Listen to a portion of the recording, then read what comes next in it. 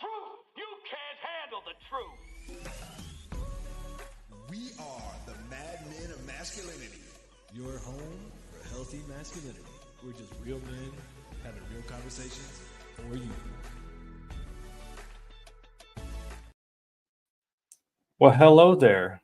Look camera. Focus. Come on. That's right. I'm gonna go ahead and tell you that I'm Kirk M. Samuels, And I might tell you that I'm Jason B. Kendrick. and we are the Mad Men of Masculinity.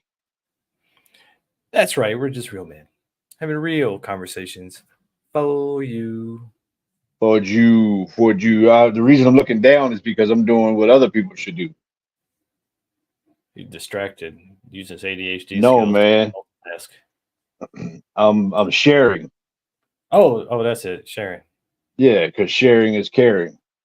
It is. What are we talking about today, man? That's a good one, man. You don't remember?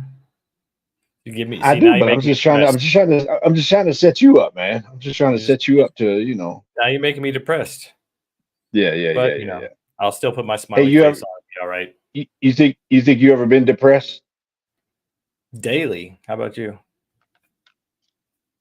Well, there's clinical depression, and then there's like, I think what most people would consider depression. And I think, I've experienced both. I mean, I don't have a bunch of initials behind my last name, but I know enough to be dangerous. And I've experienced both of them in the course of my life. Yeah, I think it's one of those kind of more ubiquitous things, especially for guys these days, than we know, especially because it's one of those things that's not like, oh, I'm missing an arm or a leg, or oh, I've got heart disease, or oh, I've got cancer. Like, I think it's probably more prevalent than we think nowadays, and more guys are dealing with it, but not saying anything about it.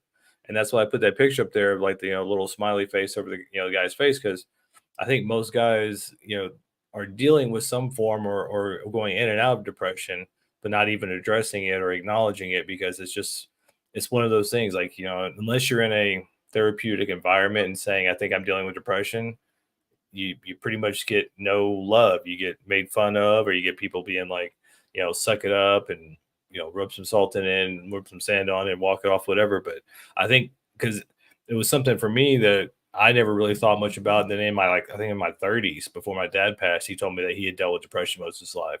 And I'm like, I had no idea. And I think it's something that, especially after doing the last episode on, the wounded masculinity, I think this is something we need to address as well, and realize that it's probably more common than we even think. Yeah, when we go through some of these dark nights of the soul, when we go through these valley, shadowy places in life as men, probably the best thing we could equate it to is just feeling lonely or isolated or cut off, sad, angry, all these other kind of things. And it can be hard to put words to it. It can definitely be hard to explain it because it's kind of a mix of a lot of those different things. And in any case, it drives you to dark places. It begins and ends in dark places. And sometimes you got to be really, really, really intentional to find a source of light in your life when you're in these dark places. And so depression is a monster, man. It's one of those things that that it can just haunt you. It can haunt you like a horror movie. It's like, no pun intended, but it's like Jason chasing you around that lake, or Freddy Krueger coming after you, or whatever. And so it's one of those things that it is a monster, man, until and we have to confront that monster. We have to, sometimes you got to turn around and face it in order to take away the sting of the of the fear of the thing, and to confront it. And this is one of the things that we're doing right now. Yeah, I think, and it's funny because you're talking about the isolation and maybe the addiction and the going off on your own. I think a lot of times for most guys, we think that's healing because that's what we tend to use, especially as we get older, as like kind of our coping mechanism. Like if I'm triggered, I'm just gonna go over here by myself. And so we use a lot of these things thinking that this is how we cope, not realizing that that may be depression or it may be some form of depression. And I think it's really more of a kind of unspoken silent killer because if you don't find the light, if it's something because it is exacerbates like anything else. If it's we all have our days, we have our sad days, we have our rough days, and sometimes we may get into a rut and not get out of it. It may just start to get kind of like slippery slope of okay, well, I'm down today, so I have a few drinks, and then tomorrow I'm not feeling that good, so then a couple more, and then it just kind of turns into this pattern. Before you know it, you might be clinically depressed or even getting close to self cancellation or having these thoughts of taking yourself out. And it could have been stopped in the beginning if there's some acknowledgement, like, "Hey, I'm not feeling right. I'm feeling down. I might need to reach out to somebody. I might need to talk to somebody." But I think a lot of times, as especially as us adult men, when you get past a certain age, it's like, well, I just got to deal with it. There's no real support for me, and I don't want to burden my family with it or my friends, so I just got to deal with it. And I think a lot of times, us dealing with it sometimes is actually what it is. It's like us dealing with it in isolation and using some form of soothing is actually the depression. And instead of finding healthier ways of dealing with it or talking to somebody about it, we just isolate and go hide in our corner and lick our wounds and then deal with it in our own way. And because of probably a lot of the fear of rejection or judgment or being made fun of, or just how the society kind of is like, you need to be a tough guy, you need to be a real man and suck it up. But then we don't acknowledge. There's no acknowledgement of this and it could be, we all have those days where I'm feeling a little pressed. Okay, no big deal. But if it becomes that kind of chronic thing where it's constant, then it's something that needs to be really looked at and dealt with because it could take you out. Men commonly, seek isolation or we go off into our cave, well, for a lot of different reasons, honestly, but we tend to go off into our cave when we're dealing with something that is socially or even in our culture weakness. It's kind of like the wounded animal, that goes off and hides, for fear of being, now you're not the hunter, you're the prey, and so a lot of times guys will seek those quiet places, man, and seek the places that are isolating to us, and we end up alone, and alone is a place where we can end up. That's the worst place where we where we could find ourselves. But at the same time, it's really hard to tell somebody when you're in that situation. When you're struggling, man, when you're on the struggle bus, man, it's hard to speak rational to somebody that's in an irrational place. And when a guy is in that irrational place of, I'm going to say survival, fight or flight almost, sympathetic nervous system, where I need to either fight or flight. I need to run or engage. It's hard to speak into that place. And so a lot of guys find themselves lonely and cut off and isolated. And you can be lonely in a room full of people. You could be lonely at the dinner table surrounded by your family. You could be lonely sitting in a movie theater, on and on and on. Lonely on your softball team. You could be lonely sitting in a pew of a church. You could be lonely surrounded by all kinds of people. Being around people is not the same as being connected with people. And so when we find ourselves in those dark places, man, those lonely, isolated, cut off places, a lot of times what we do, because that's pain, what do we do with pain? We medicate pain. We don't sit through pain, we medicate it. We medicate it with some habit or a substance or whatever, or we lash out. There's all these things that are destructive that we end up doing in these isolated places. But again, it's really hard when you're in that space to see outside of that space. I say the instructions for getting out of the box are written on the outside of the box. And so when you're in the box, it's really hard to see your way out. And so it's a dangerous place for a guy to be.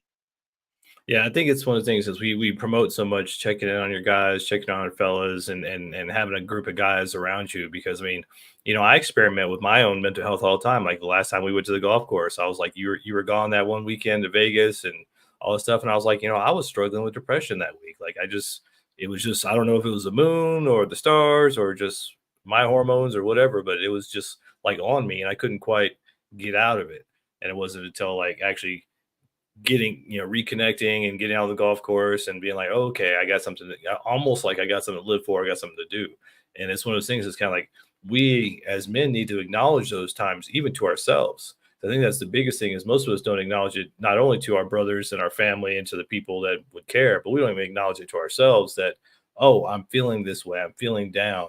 And I think sometimes the best cure, or at least the best first step, is to acknowledge it to yourself that you're feeling this instead of just numbing it out. Because a lot of times we numb out even semi-consciously. We're not even sure that we're feeling something. We just know that I don't feel quite the way I want to. So let me do something to take care of it. So let me have a drink. Let me have a smoke. Let me, do whatever to take my mind off of it. And I think a lot of times if we just become more present in the moment, be conscious, like, well, am I feeling? What is going on with me right now? And then acknowledge it yourself.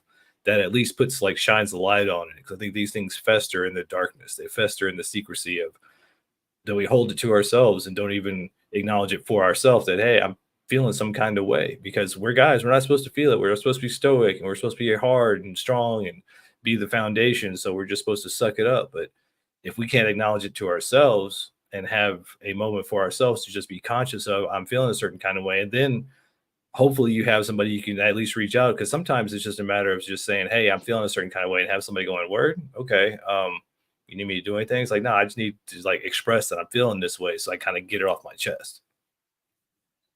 Yeah, I mean, we have to, I like your point of we gotta almost honor our feelings, the way what am I, yeah, as men, most of us are not highly gifted in the feeling, the feeling side of stuff. Some of us might be feelers personality wise, but in terms of masculine and feminine, a lot of our lives are spent, even if you're forced into the masculine space, a lot of our lives are spent you ain't allowed to feel. And we got to allow ourselves to not only feel, but recognize what those feelings are and to be able to, to honor that thing. Like, man, I'm feeling like this today. And sometimes you do gotta say that out loud. It's great if you can say that out loud to somebody else, but sometimes you do gotta express that stuff verbally out of your mouth. You got to be able to talk about these things. This conversation, this is one of those ones that, again, is not a sexy conversation, to have on a Facebook live stream or a podcast or YouTube or whatever. It's not a salacious, where we're just griping and talking about, just whatever that we hate and whatever we don't like and gossiping and talking trash and all that kind of stuff. It's not one of those kind of conversations. So it's not sexually socially in terms of,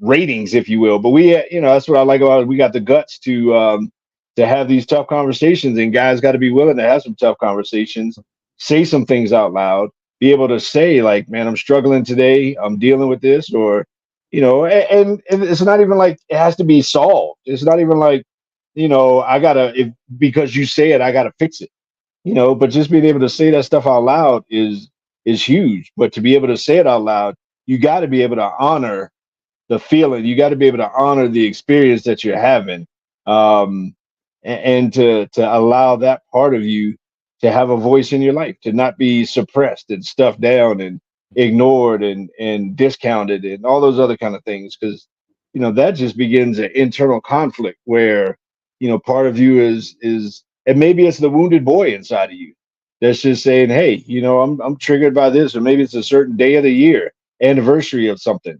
There's been times where I felt myself struggling in a particular day, only to come to find out that there was one example. I was on a treadmill at the gym and it just hit me. That was the day my father died 20 something years before. There's, your body remembers, these dates and anniversaries. And so sometimes it's, it's some trauma from your past that's coming up. And so you got to be able to honor those things. And one of the ways is to verbalize it and speak it out loud. Yeah, because when you have the courage to verbalize it, I mean, even to yourself, like I'm feeling something, and then investigate that. Like Kirk said, I mean, it might be an anniversary that you've like blocked out, or there might be some trauma that you've blocked out that is coming up for you to deal with. But if you don't acknowledge it and you don't take some time to look at it and then even verbalize it to somebody else, because we as men nowadays are, just laughed out about everything. Everything that happens to a guy is funny, and then it's not taken seriously. But when you have a good group of guys around you who are also doing the work, and you can verbalize that to one of them, and then they say, "Yeah, I deal with that too," then you're not alone. You're not on this island you thought you were on, and you have somebody there who can acknowledge the fact that they've dealt with it as well, and they understand. And so now you're not alone. You got crew with you, and you're actually talking about it. And sometimes when you get around a good group of guys that have all been doing the work and they're dealing with stuff, you can actually have some support in talking about what it is. Because like that example, like I may not even have thought of what had happened in my past on a certain day or certain time or a certain season. And then when these things just kind of pop up, it's like, well, I wouldn't have thought of that, but maybe that is related to something in my past that's coming up now for me to look at. But if I don't stop to look at it and they talk about it, how can I figure it out? And that's the thing. We as men tend not to talk about our stuff until we get it figured out. But when you get around to other guys, you can. At least when you get around the right set of guys doing their work that can be supportive, that they can give you some insights like that, where you're like, oh, I hadn't thought about it that way, and then helps you figure it out. But it's not about you're broken or you're wrong or that you need to be fixed. It's just about learning more about yourself and realizing sometimes there are things that we're not even aware of within ourselves, and numbing it down and medicating it and soothing it is not going to heal it. Looking at it, shining some light on it, and uncovering it is the only way to really heal that, so that you can stop being one of the silent majority of guys dealing with depression, putting a happy face on. Because I mean, what does depression look like? It looks like this. Looks like the guy at work. Looks like the guy pumping gas. It just looks like a normal guy. You don't know what's going on inside him, because we've been taught all our lives to cover it up, shove it down, and put a happy face on, and not deal with or talk about those things.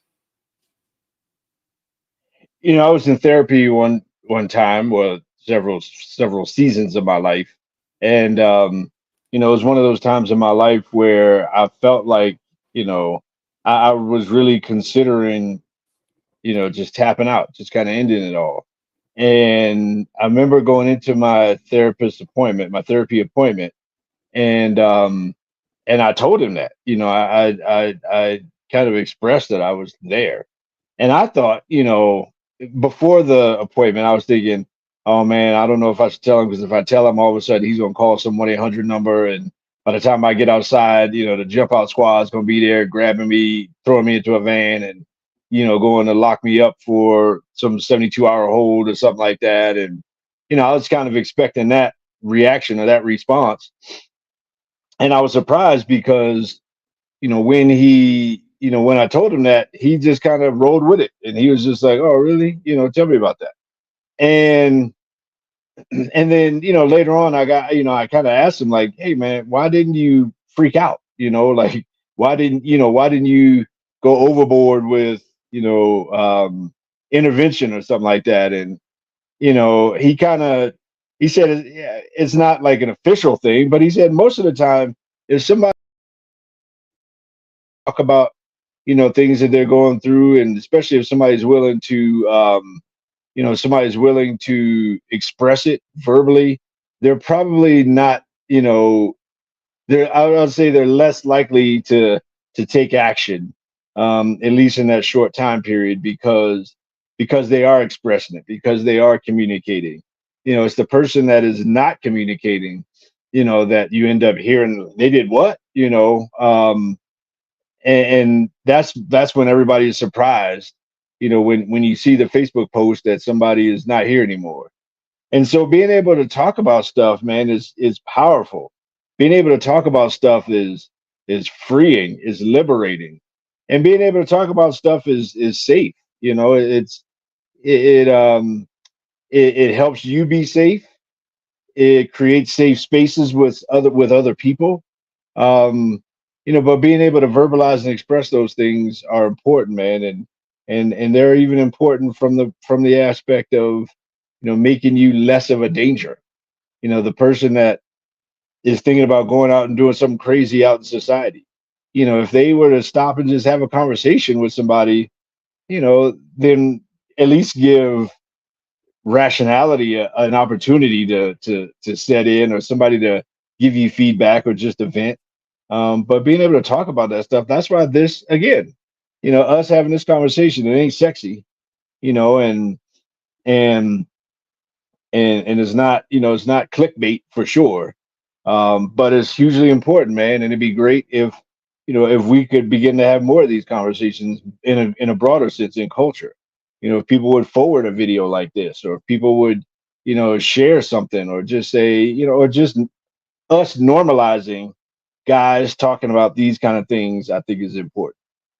Yeah, I mean, talking about it is releasing a little bit of pressure, and that's why those who don't talk about it, they just implode or they explode and take somebody else out. And so having a platform, and I mean, this is probably why we're not at 1 million subscribers yet. We're not doing this full time, because these are hard conversations that aren't sexy, that people don't really want to talk about. And there's probably a lot of people who are going to watch this after the fact and feel a certain kind of way about it, or feel almost even kind of triggered by it. And yeah, and that's not fun, but it's something we have to accept, that this is part of our role in life. And one of the mantles and kind of flags that we carry is that we want to talk about the not sexy, uncomfortable things, because they're not getting talked about enough. These things are not talked about in men's health as much. And that's probably, why we're not at 1 million subscribers and all that stuff like that, but because it's not sexy and it's not clickbait, but it needs to be discussed. It needs to be brought up. It needs to be talked about, and it needs to be made more normal, because so much of what it is to be a man nowadays is just either made fun of, not taken seriously, dismissed, demeaned. I mean, we hear more about toxic masculinity nowadays than we hear about what it means to be a healthy man, or what a real man is, or how to be a good man. It's just all this toxic stuff, all this, shame, blame, guilt, pointing the finger, all these different things. So having a platform like this, and having the time just to sit down and say, hey, guess what? Men are struggling. We have wounded masculinity, we have depression, issues, and I think most men deal with. And so it's not like it's an unheard of thing. It's not like it's not a normal thing. I think what's not normal is the fact that nobody's talking about the fact that probably most men at some level and over time is probably a more consistent thing than you realize, how much they deal with depression. Because a man with a family feels the weight of the world on his shoulders, because he's got to figure it out. He can't really ask anybody. He's just got to know the answers. He's got to figure it out. And that's how he feels. And so sometimes if he doesn't have a good, healthy support system, there's no place for him to vent and release the pressure. So it just weighs in on him and crumbles him. And you wonder why guys tend to die 7 years, sooner than women. And they have more heart disease, and, alcoholism and self-cancellation rates are higher. You got to be able to talk about it, even to yourself, just to release it, release the pressure. You got to take a little time for yourself and have a little mental health day and be like, I need to release some pressure. I need to we take better care of our vehicles than we do ourselves most of the time. We get our oil checked all the time. We get our brakes checked. We get our tires rotated. But what about our mental health? What about that, who we are as men inside? Why aren't we taking the time to check in on ourselves? And, look for that engine light, look for the whatever is going on inside you, so that maybe you can talk about it, do something to heal it, do something to make you a more healthy man in a world today. I'm sitting here just past this camera I'm looking into, is my dog laying on the bed. And you said, we take better care of. And I mean, I almost finished that sentence in my head. Like, man, my dog freaking loves me. I mean, he's my shadow. Like, if I go to the bathroom, he'll get up and go in the bathroom with me and come back into the office and just lay. Or if I go downstairs, upstairs. I mean, when I leave, go to the store, come back, it's like the greatest moment of his day. I mean, and at the same time, I think about, like, I'm in touch with him. Like, he obviously he can't talk, but I can tell when he's, when his food is out, or when he's trying to tell me he's got to go outside, or when he just wants to be petted, or any of that kind of stuff. I mean, I can just tell by paying attention and honoring him and listening to him. And when he when and when I see him that he needs something, I give it to him. But and again, here's a dog that can't speak outright. And so a lot of times, those of us with pets treat our pets better than we treat ourselves. We pay attention to our pets more than we pay attention to ourselves. We pay more, we give more love and affection and encouragement and better treatment to our pets than we do our inner child. And all the traumas that come associated with a lot of our lives growing up. And so we do have to get better at that. And this is one of our short conversation, live streams here today. So obviously we're about to wind it down, but these are just conversations, man, that we need to have. We need to honor each other. We need to honor ourselves, honor the people around us, check in on guys, just asking a guy how he's doing. How's your heart? How's your courage? How you doing? I love getting out on a golf course, man. It just, a bad day on a golf course is better than a good day at a whole lot of other places, man. And, getting outside is huge for your mental health. Getting some vitamin D from the sun, just going for a walk. Nature is feminine. So when you just go for a walk out in nature, man, and just hear the wind and feel it and feel the sun and, all these other kind of things, you honor that part of you, man. But we need to be able to normalize these conversations. We need to be able to normalize these ideas, these concepts. We need to be able to normalize the fact that we all go through the same stuff. And, we've probably all gone through some level degree of depression. And so, we got to make sure that this is one of the things that we put on the menu of culture to be concerned about and to talk about and to deal with. I think it's something that we just as us, as the guys on the show, but also for you guys out there, I want to encourage you to, when you have that opportunity, when you're on the golf course, when you're having a walk or a fish with your dad, or, somebody, if there's a guy in your life that is important to you, whether it's family member, friend, whatever, when you have a moment alone where, you're out in nature, you're doing something, just ask him, like, how are you? And really, like, or maybe even just question him in a way like, hey, sometimes I deal with depression. I was just wondering how you deal with it, and open that conversation. Just start peeling back the layers and just having a conversation about it. Cause you might learn some amazing things. Cause like in my experience, I had no idea that my father had dealt with depression most of his life until I was late 30s, and then he passed away. And it's like, well, it doesn't do me a lot of good now. I can't really help, but it was a shock. And that's, I think, what is important for us as men to do is to check in, because we have no idea. That could be your father, it could be your uncle, it could be your brother, it could be one of your best friends, and you have no idea because we're so internal and we've been taught to internalize everything. So creating that safe space and being a catalyst to open up and just ask these questions and to have these conversations, because you never know. And every time you have these conversations, you create a deeper bond. So if it's somebody that you care about, that's your buddy, your friend, your family member that you want to create a deeper bond with, you got to get in the dirt, start digging in the dirt and having these conversations. And you never know what might come of it. You might save that person's life just by asking that question. So we encourage you to have these conversations and make it normal for guys to have these conversations, because we don't have platforms out there to have these conversations like the ladies do. And it's not made normal. So it's incumbent upon us to make it normal now. So let's do that. Let's make it normal. Normalize going to madmenradio.com. Normalize liking and subscribing. Check us out, YouTube, Facebook, all the podcast platforms.